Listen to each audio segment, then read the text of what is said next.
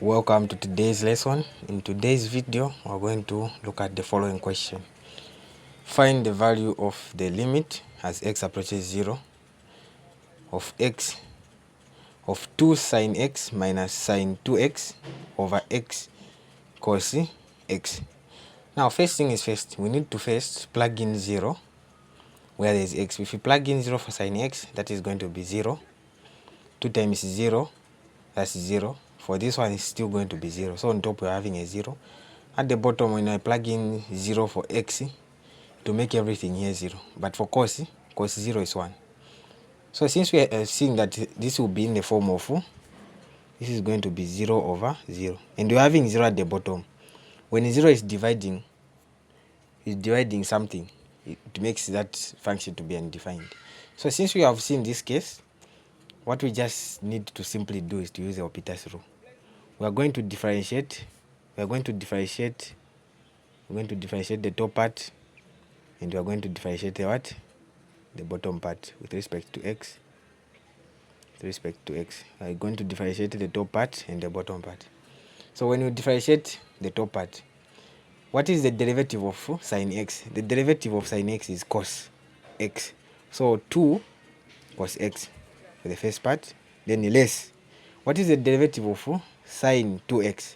So we know that sine 2x is going to give us what? Cos 2x. Now, what usually happens is we differentiate the baby function. So the baby function in this case was 2x. What is the derivative of 2x? It is 2. So we are going to multiply that 2 with this.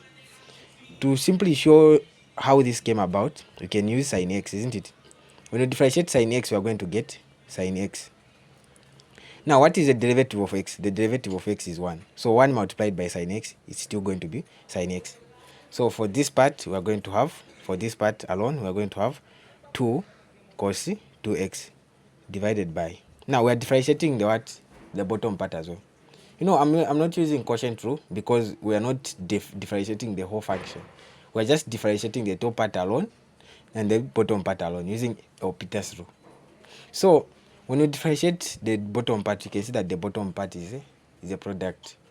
It's a product of two functions. So we're going to differentiate x and maintain cos, and for the other part, we're going to differentiate cos and maintain x. So what is the derivative of x? It's 1. So 1 multiplied by cos x, then plus.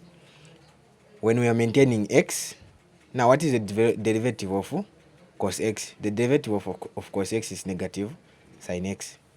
Now here, we can try to substitute 0 for x as x approaches 0 for the limit to see if here it is going to be found. So now, when I plug in 0 where there is x there, 2 cos 0 minus 2 cos 2 times 0, this is also going to be cos 0, divided by cos 0 plus x. So this is going to be plus negative x. So where there is x, I'm putting what? I'm putting 0 multiplied by sine what? Sine 0. So now look, what is cos 0? Cos 0 is 1. If you punch it on your calculator. If you punch it on your calculator, cos 0 is equals to 1. So 1 multiplied by 2, this is going to be what? This is going to be 2 multiplied by less 2, because this one is also going to be 1 multiplied by 2, then divided by, what is cos 0? Cos 0 is 1. Sin 0, it's 0. 0 multiplied by 0 is 0. So this is going to be like this. So on the top part, we're going to have a 0. No, this is 0. This is 0. Sorry, this is 0. Then on the top, we have a 0. 2 minus 2 is 0. On the bottom part, we have what? A 1. 1 divided by 0, or 0 divided by 1, it is equal to what? To 0. So the value of the limit as x approaches 0 for this whole function is what?